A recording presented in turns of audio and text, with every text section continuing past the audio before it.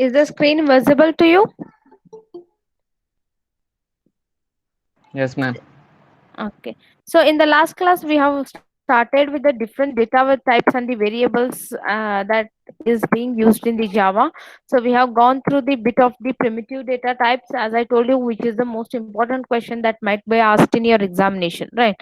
So integers we have discussed. We have discussed the byte, short, and integer, and the long, floating types, and the double, right? So today we are going to continue with the same concept where we are going to start our discussion with the characters. So what are the characters? All of you know that, right? So the characters you also have used with the other programming languages as well, but we'll see how it is different in the Java. So Java uses Unicode to represent characters. Unicode defines a fully international character set that can represent the all the characters from found in the all human languages. Okay, so it requires the 16 bits, and for that the Java character is a 16-bit type. How much it was in C? What was the size of the char in the C?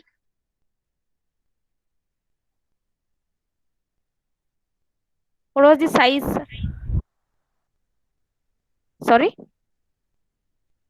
4 bytes. 4 bytes, not 4 bytes. Does anyone remember what was the size of the character in the C? It was 1 byte. one byte. 8 bits, Yeah, ma'am. it was 1 byte, which in turn is equal to the 8 bits, right? But in Java, it is 16 bit, and the range of the character is from 0 to 65,536, and there are no negative characters. See, you all have to remember all these things in order to write as an answer to this question. Right, so you have to remember even this range as well. Right.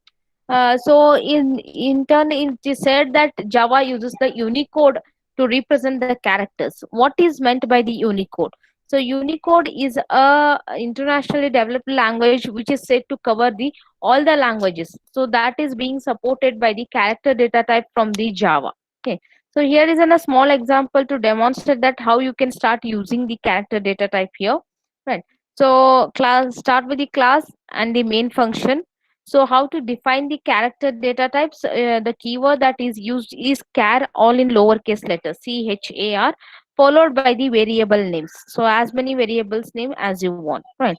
So next you can see here a value has been initialized to these two variables.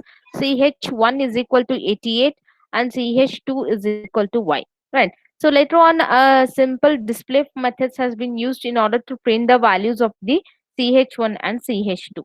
So can you tell me what values will be printed here? What will be the value of the character 1 and the character 2 will be displayed as a result here?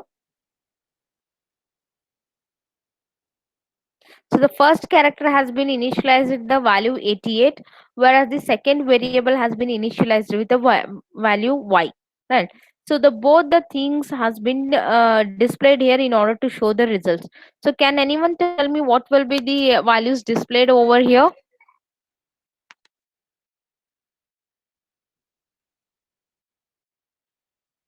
No answer. The ch2 is going to display as it is. So since it is a character data type, you have taken a single character value here which is going to be displayed as it is here.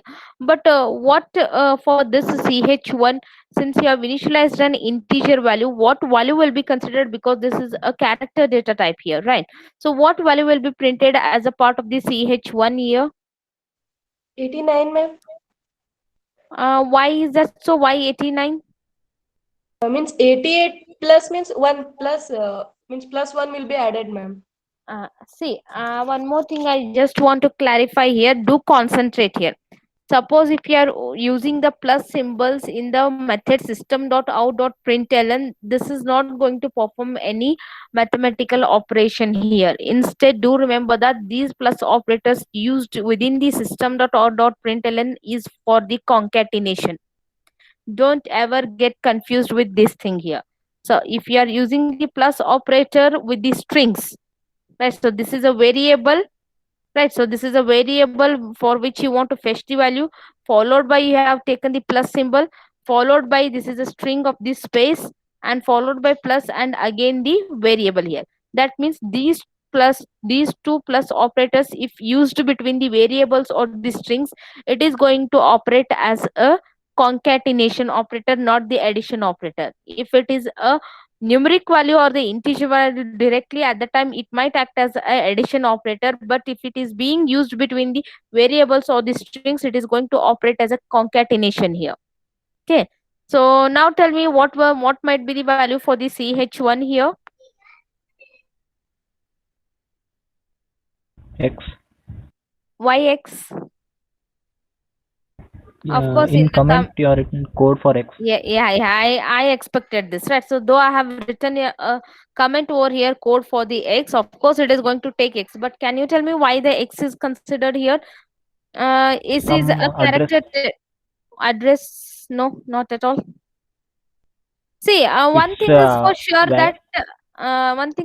where that here you have taken the data type as a char.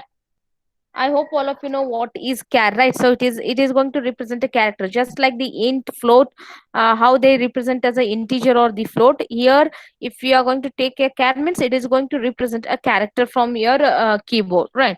But since you have taken the character, though you are using the integer value, then what needs to be done by this variable now, right?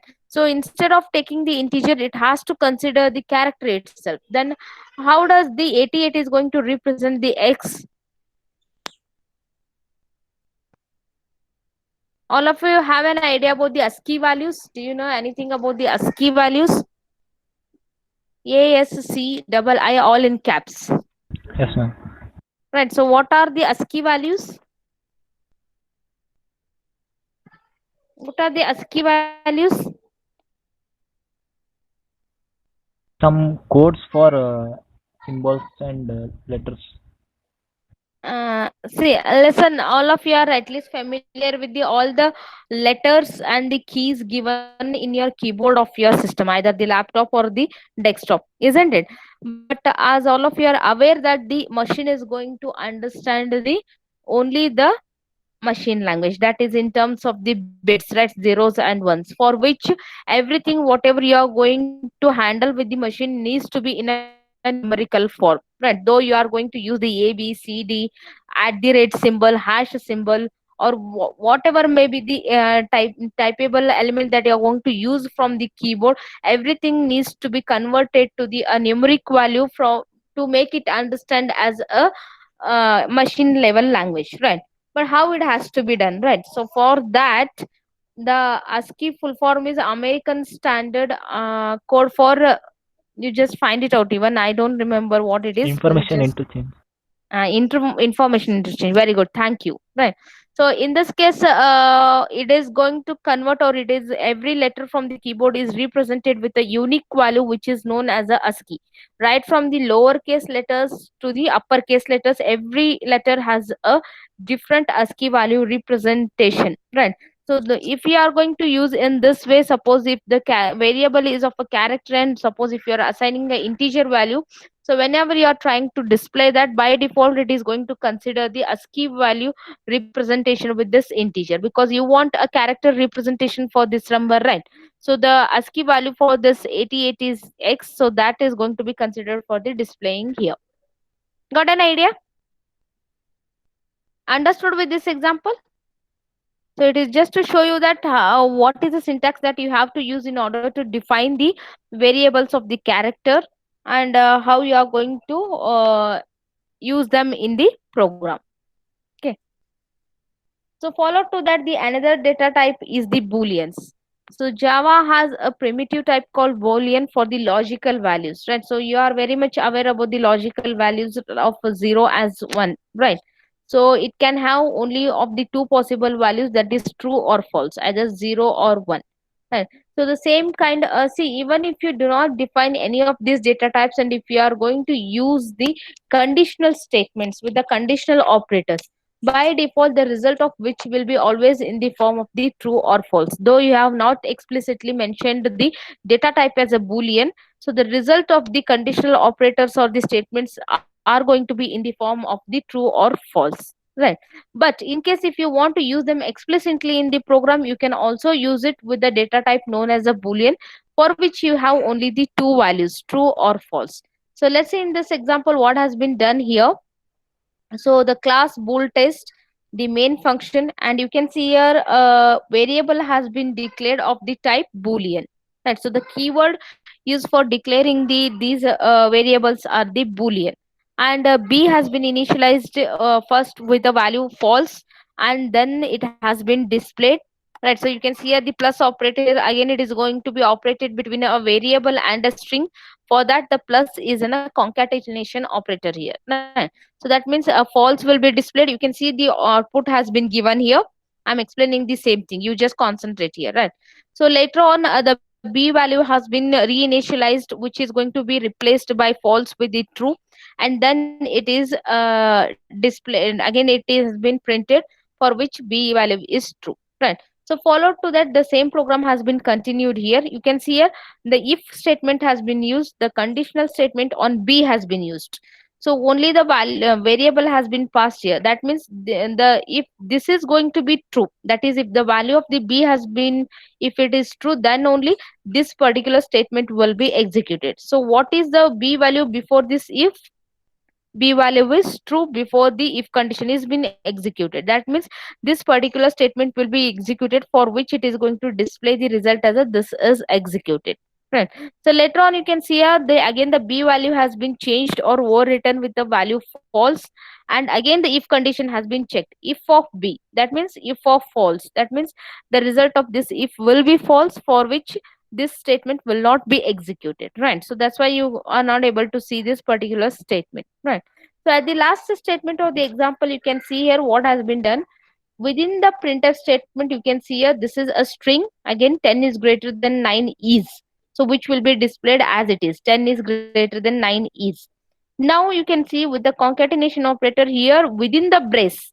So you can see here 10 and 9 has been used along with the conditional operator here within the brace. That means this braces is going to act like a conditional statement to give the result either in the form of the true or false. So if 10 is greater than 9, it will give the result as a true. If it is less, if it is not greater, then it is going to give the result as a 9, false, sorry. So it is as good as checking the condition for this conditional operator if you include the parenthesis directly on the numbers along with the conditional operator here, right?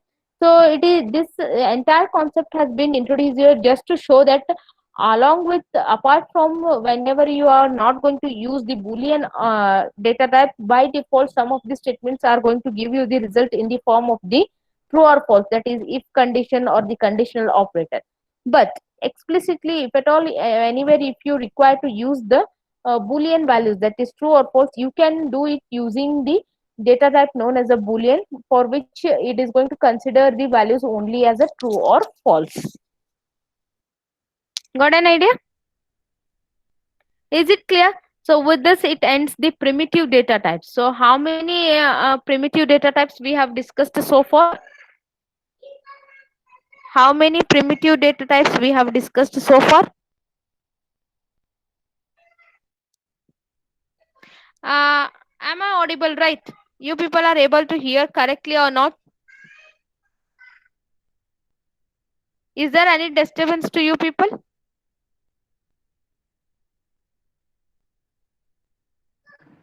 No, ma'am. Right. So how many primitive data types that we have discussed? How many were there? See, if you have Four, been ma'am. asked, four, yes, categories are four, but in detail, how many are there?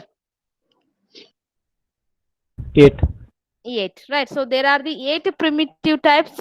Suppose if you have been asked like a question, explain the primitive data types supported in Java. So you need to explain each and every data type in detail along with the example, because it is going to be asked for the 10 to 12 marks if it has been asked for the entire data types, primitive data types. So depending upon the marks, if suppose if it has been asked only for the 4 or 5 marks, in that case you can just briefly explain the each of the data type, but make sure to check the marks before answering this question. Okay. So coming to the next concept regarding the variables and what is the syntax to be used for declaring the variables, right? So already we have discussed regarding this, right? So we'll just have a look on this example and then we'll continue, right? So what is the syntax is the first word keyword that you are supposed to use is type. That is the primitive data types. Just now we have discussed the one among that needs to be the value of the type, either int, byte, double, character, float, long, short, any of your choice, right? So whichever the data type that you are intended to use in your program, that type has to be mentioned first, followed by a space, followed by the name of the variable. Identifier is nothing but the name of the variable, right? So either you can put an end over here itself by putting a semicolon, or else if you want to initialize the values at this time itself, you can go for it by using the equal to symbol followed by the value for that variable, right? So at the end, it has to end with the semicolon. So this is the syntax that has to be followed mandatorily if you say that if you are using or declaring the any variables.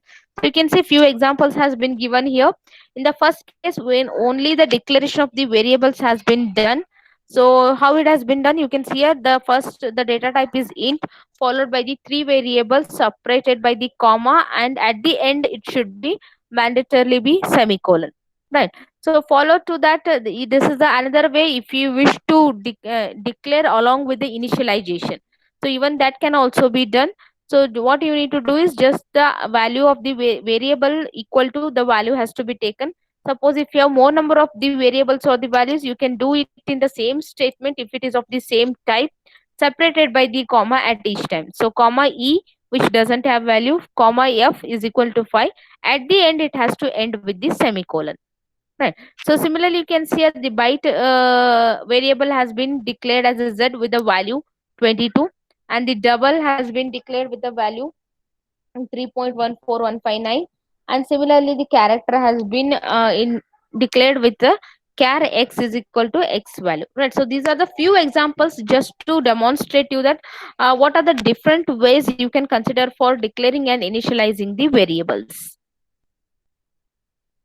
Okay, so something known as a dynamic initialization.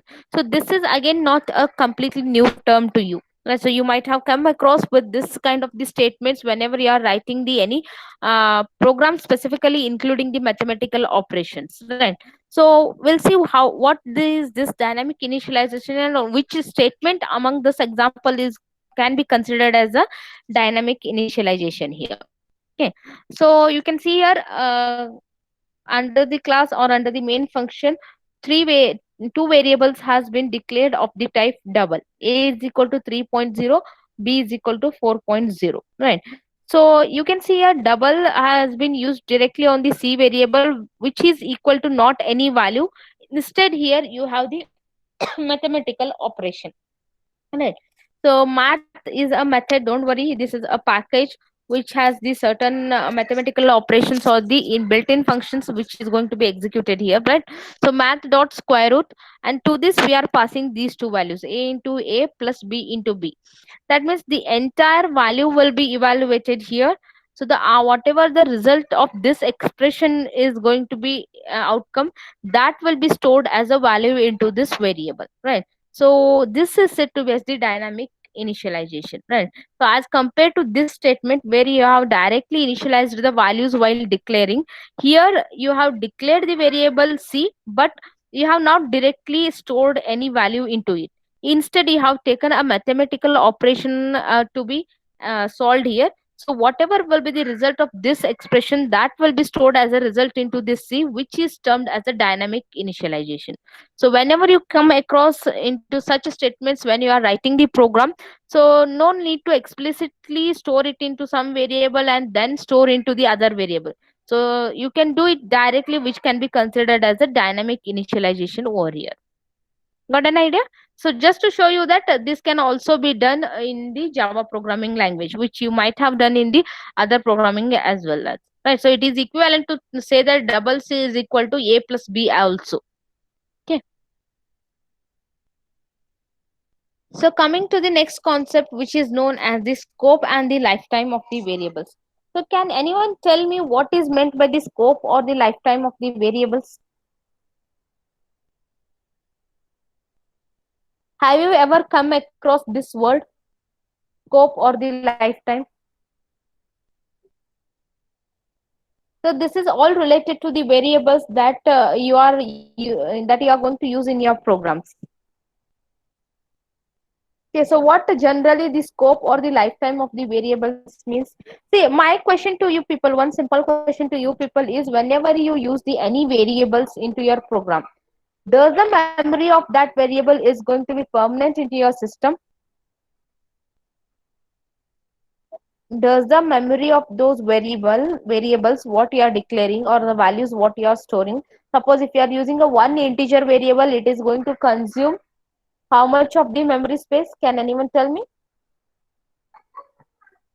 How much of the memory space does the integer data type will take?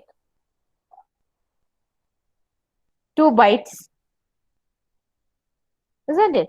So can anyone tell me, whatever the memory that is going to be allocated for the any variables that you use, is it going to be permanently reserved for it, or is it a temporary, or what will be the lifetime of that variable?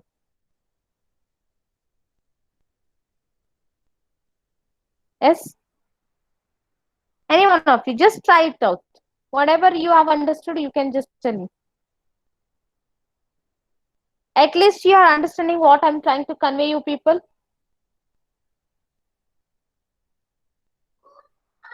Yes, ma'am. Yes. So do you have any one of you does have any idea regarding this? A very simple question, right? So just tell me in terms of yes or no, whether the memory allocated to that is permanent or no.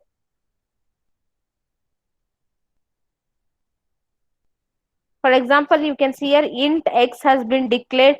Let's say x is equal to 10 has been initialized here. So whether the memory that is being to be used for this part of the code, is it going to be permanent? Permanently the memory from your system will be reserved for this, or no? No, ma'am. No, right? Then what will be the lifetime of that variable? Lifetime, at least you know what is lifetime. Lifetime in the sense how long the variables is going to be stored in the memory. So what is the duration of the memory to be preserved for that particular part of the code or the variable? As long as you execute, it is as good Yes, as to ma'am. say that as long as you execute. Executing Only the during the execution, the memories will be reserved for the any part of the code. Okay, so that itself is known as the lifetime of the variables. Now we'll see what is the scope here then first. Right.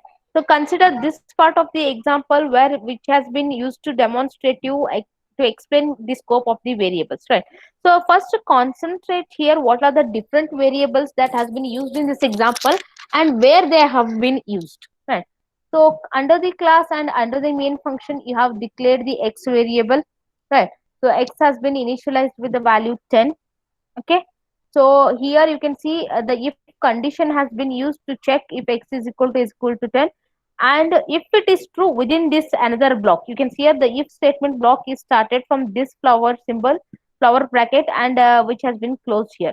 So within this block of the code, you can see here another variable has been used, y is equal to 20, right?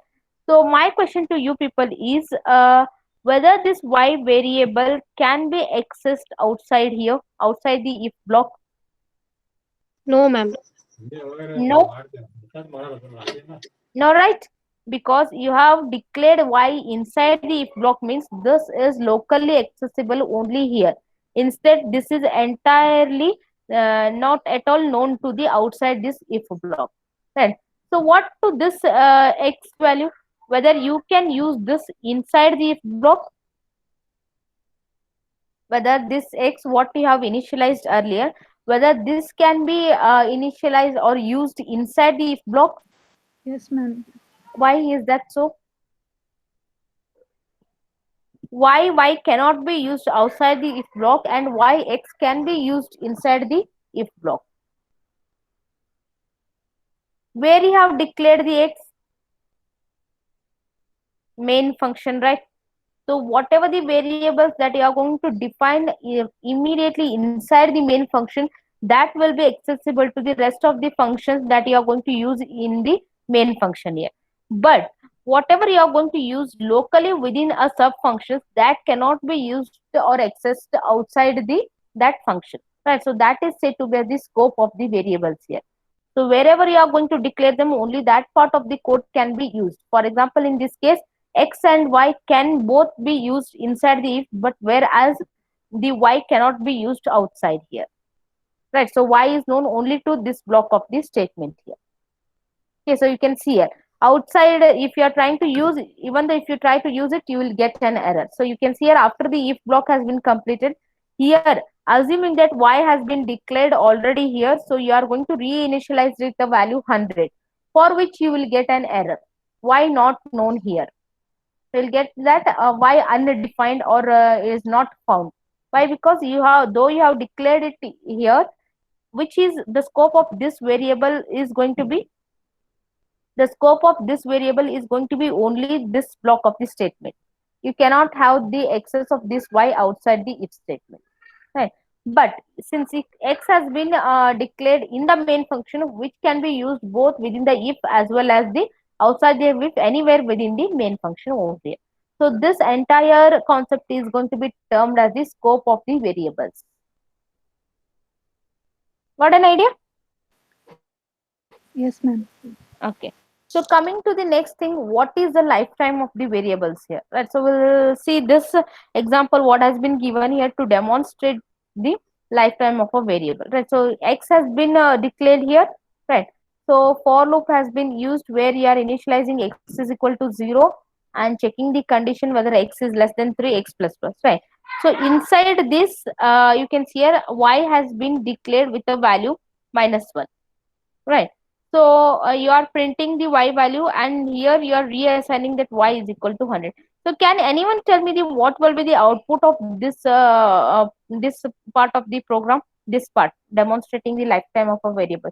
So if you want, you can pen it down and you can tell me, because it has only the 3 iterations. I just want to know what will be the possible output of this function here. So take a 2 minutes of time and tell me what will be the output here.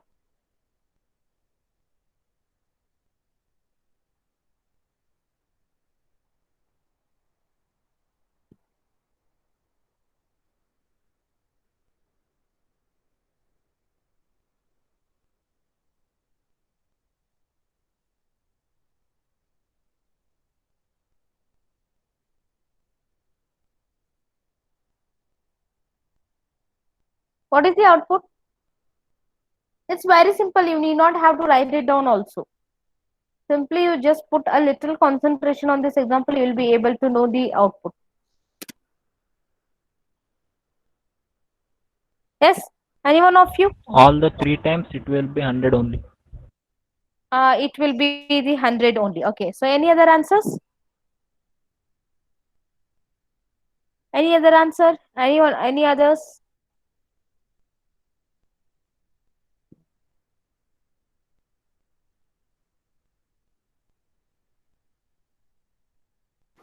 Two X print is 0. statements are, yes.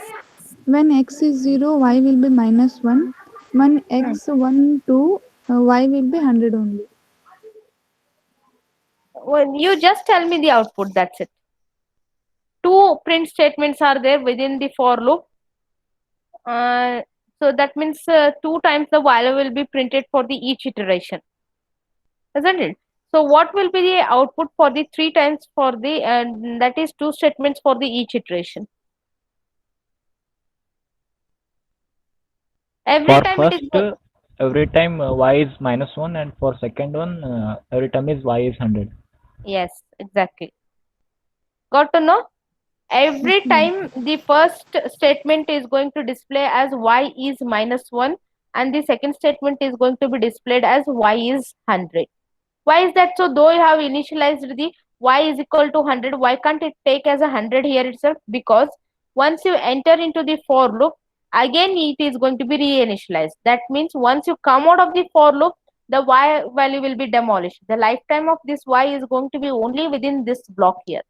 So whenever you start with the new iteration, again this statement is going to be executed. That means whatever the value will be of the y, it will be replaced with -1, and here also whatever will be the value of y, it will be replaced with the 100. Okay, so this the life of y is going to be only within this block. So what is meant to say here that wherever you are going to use the any variable within the any block of this statement, suppose if you are going to use it with a local scope, then the scope or the lifetime of that variable is going to be only local. Suppose if you are going to use it as in a global scope, that is like just like this x, this can be used anywhere within the entire main function. So this is said to be as having the global scope. So always do remember that whenever you have to explain regarding the scope of the variables, it is considered with respect to the local and the global scope. So is everyone clear with these two examples? Yes, ma'am. So this is the output you can see here. And for each iteration, it is -1 and 100. So that means so the every time the y value will be reinitialized. Why? Because the life of the y is only restricted within that for loop itself. Okay. So let's continue with the next concept: type conversion and the casting. Um, I don't know whether you have studied this type conversion in the C programming language or not.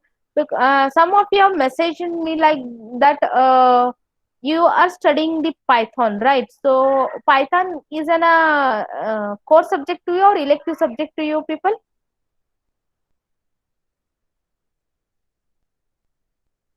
Python is a core subject to you or the elective subject? Elective, ma'am. Elective, right? So how does you are going to find a difference between this Python and the Java here now? Are you getting any difference with these two languages or you are getting any confusion? See, since you are studying the both the subjects which are the object oriented subjects itself, do not get confused, right? So a few of the concepts you might find them as a similar. Even though if you are getting confusion anywhere, do tell me. I'll clarify your doubts. Okay, so why I'm telling is you are studying both the subjects in the same semester. That too, both are the object oriented programming language, and most of the concepts you have the similar in these two subjects. It's not like that you are going to study the entirely different concepts in the both the subjects. Most of the concepts you are going to study the same thing in these two subjects, but the different lies in the execution and different lies in the syntax, most importantly in the syntax. Okay.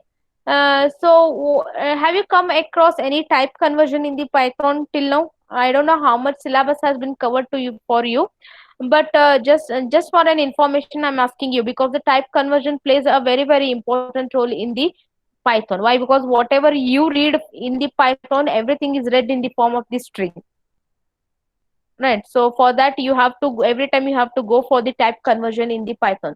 Right, so that's why I'm asking you people. Some of you said that you are studying the Python. So have you come across the type conversion concept in the Python till now?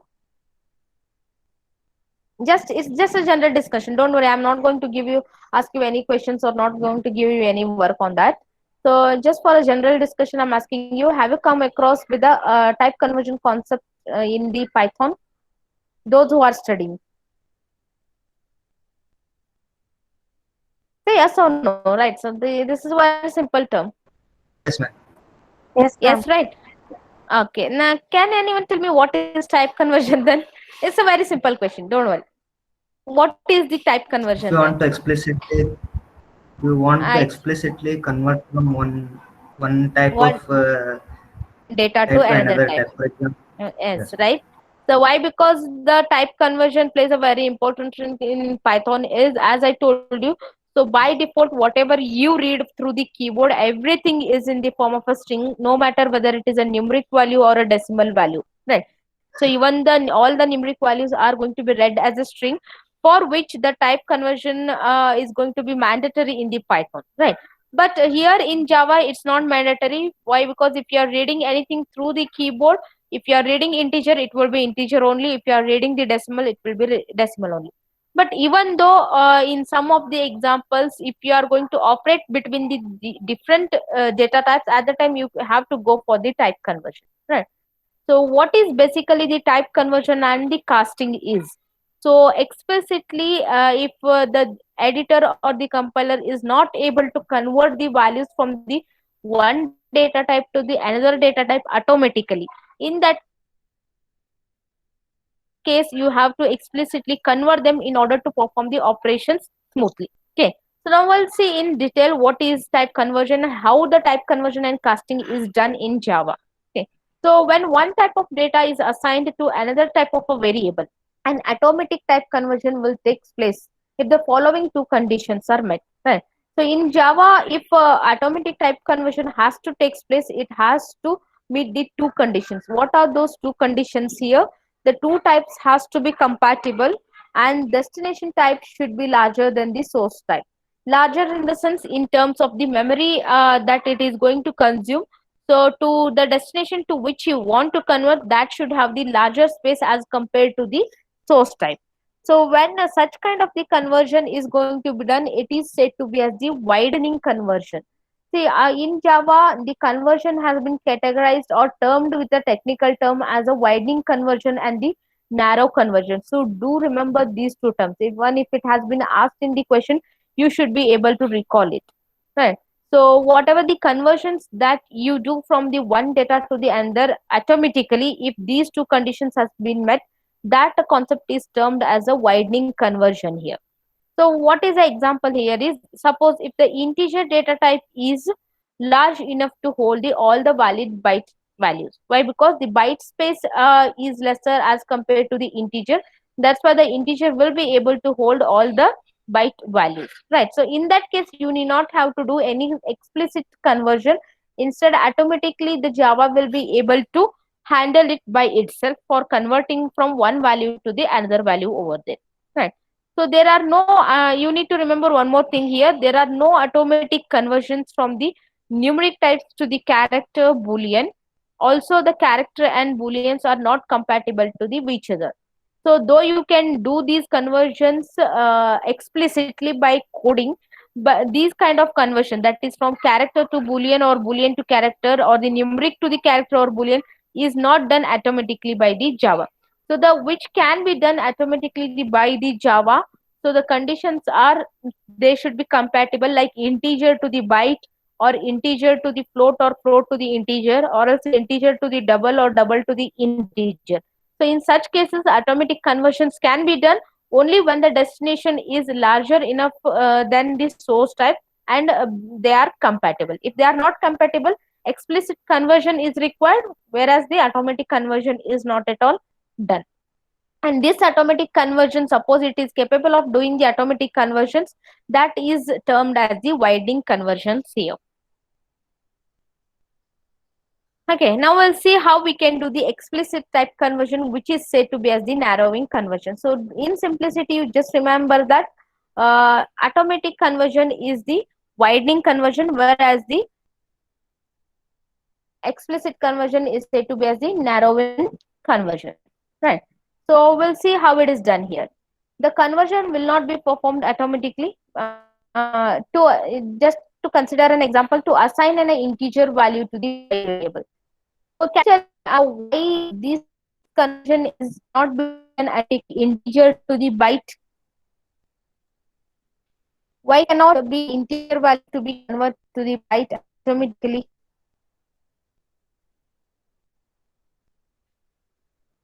Destination is a byte. So the integer. You want to convert Byte is smaller than the integer.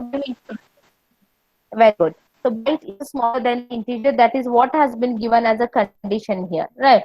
So in order to do the automatic conversion, the destination type should be larger than the source type, whereas byte is the integer. So this is not done automatically, for which we have to go for the explicit conversion, which is termed as the narrowing conversion here. Right. So how it is done? The syntax here is, first you need to take the target type to which you want to convert into the parenthesis followed by the value. So here is an example. You can see A is an integer variable that has been declared and B is a byte variable that has been declared. Suppose if you want to convert this byte to the integer, you cannot do it automatically. So how to do it? So B is equal to, so this is a destination which you want to convert. The integer you want to convert to the byte, right? So you have to take, this is a destination type which you want to convert byte into the parenthesis, followed by the which one you want to convert, that is A. So integer value, A value has to be converted to the byte. So this is how you have to go for doing the type conversions here. This is the simplest example where you can go for doing the type conversions. Let's see some more examples here. Okay, so concentrate on this entire program. There you'll get to know how the type conversions occurs here, how generally the atomic type conversion takes place, and where you need to do the explicit type conversions here. Right. So first concentrate on what kind of the variables has been declared here. You can see the B is a byte variable declared, I is an integer variable with a value 257, and D is a double variable with a value 323.142. Right. So what has been done as a first statement? Conversion of the integer to the byte. So which cannot be done implicitly. So how to do that? All of you know the syntax, right? So B is a destination or the variable where you want to store, but which one you want to convert? This 257 you want to convert it into the this byte, right? So byte of 257. So what will be the output of this? Can anyone tell me? The output has been given here. So I and B, plus I and B, right? So I is 257 and B has been converted as a 1. This 257, if you convert to the byte, it is going to be displayed as a 1, or the result, or else the result of which is going to be 1. How? Can anyone tell me?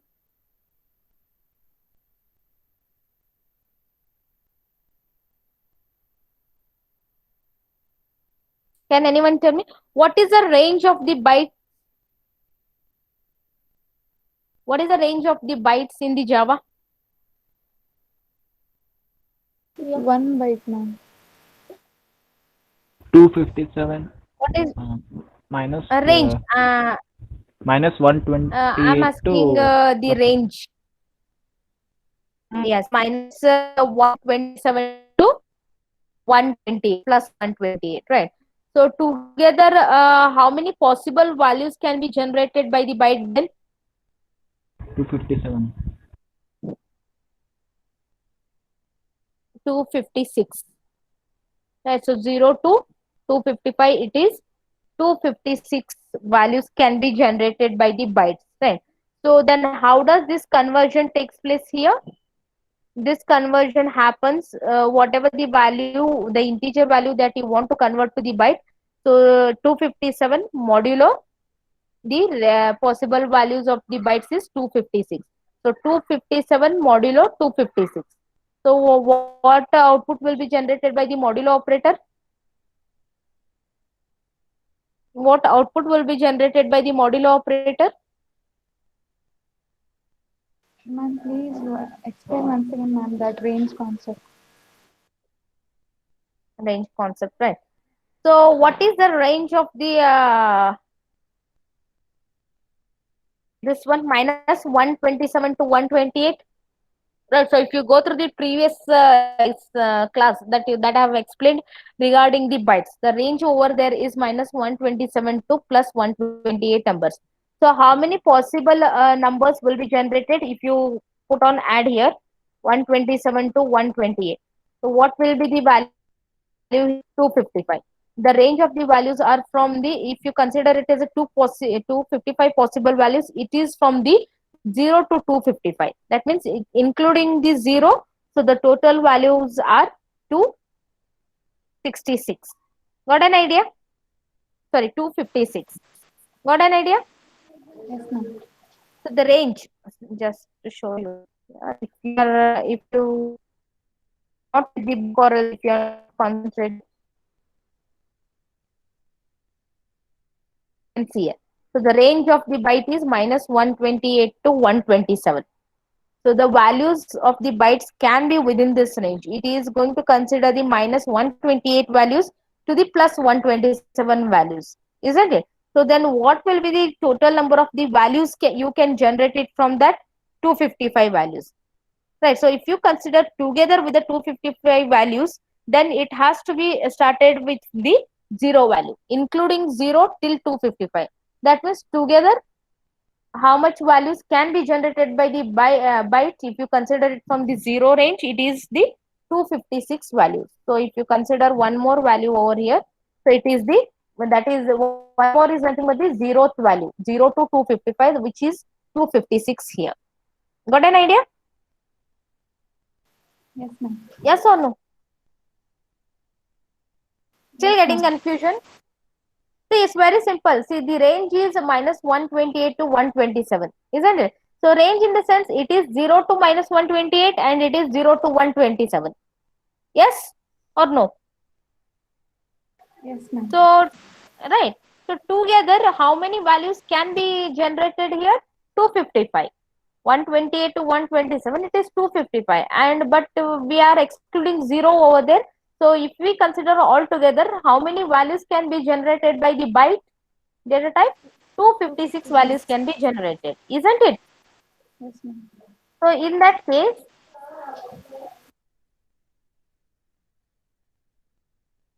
in this case, just tell me what will be the modulo operator 257 modulo 256.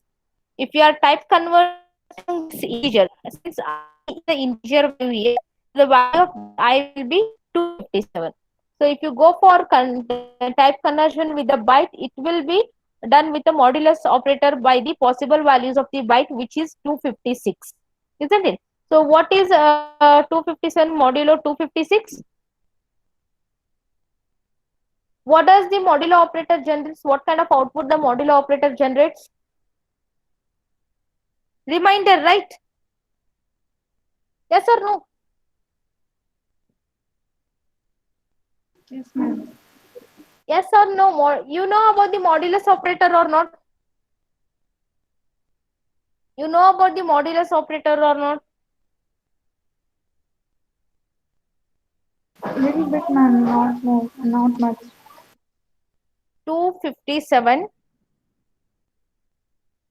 mod 256. It will generate the reminder. So what does this modulus operator is going to do is it is going to divide the 257 by 256. 256 ones are 256, isn't it? So if you divide it, what will be the remainder? 1, ma'am. 1. So the modulus operator is always going to give you the result, the remainder. Even though if it is 0, the result is 0. So when I say it is a modulus operator, it will give you the result in the form of the remainder. Now you got it? Yes, ma'am. Okay. So that's why you are getting the result as a 257. And when you convert this 257 into byte, it will be the 1 here. So do remember here. So always remember whenever you are trying to convert the integer to the byte. Okay, so integer to the byte, whenever you are going to do the type conversion, it is going to perform the modular operation on it with the value 256. Why 256? I explained you just few minutes back. Got an idea? Okay. So coming to the next conversion here. So conversion of the double to the integer. So which is very simple here. So you can see here, what is the double value here? 323.14. Correct? The value of double is 323.142, which you want to convert it into the integer. How it is done? So the destination which you want to convert has to be taken into the parenthesis and followed by the variable which you want to convert here. Right. So what will be the result of this expression? At least tell me. If you try to convert this to the integer, what will be the value? What will be the value? It is just going to round off with the decimal value, right? So if you round off 323.142, the value remains 323 only, isn't it?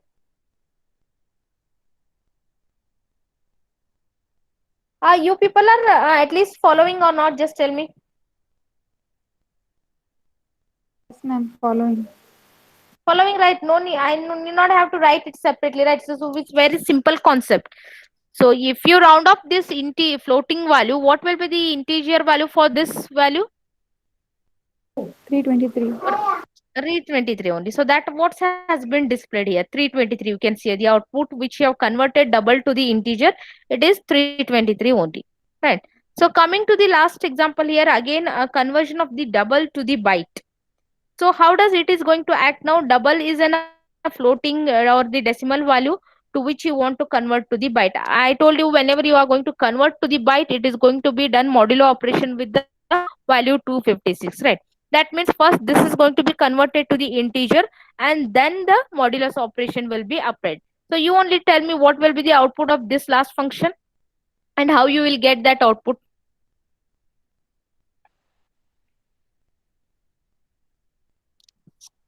When you convert this 323.142 into the byte, so what will be the result? First 323.142 will be considered with the integer value, so which is 323, right? So then it has to convert it to the byte. So how it is done? 323 modulo 256, right? So if you divide 323 by 256, what is the remainder? 67, ma'am. 67. So do it. So though I have given you here though I have displayed the output here itself, if you do it by yourself, then you will get the things more clearly, right? So got to know about this example? Yes, ma'am. You got to know. So this example has been just given here to demonstrate you how different type conversions can be done. So basically what you need to understand here is the syntax that you require to do the type conversion, because when you write the programs in the further concepts, at the time you should be able to convert between the different data types in order to perform the operations correctly over there. Okay. So further things will continue in the next class, that is tomorrow's class at 10:30. Right. So for meanwhile, you just go through the all the concepts that I have so far discussed.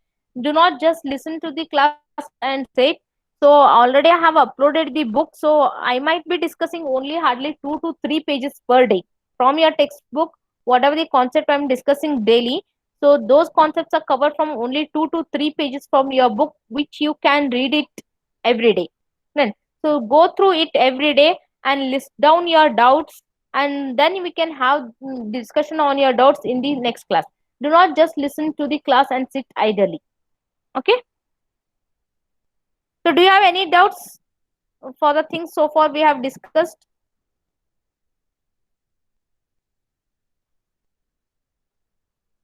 Do you have any doubts?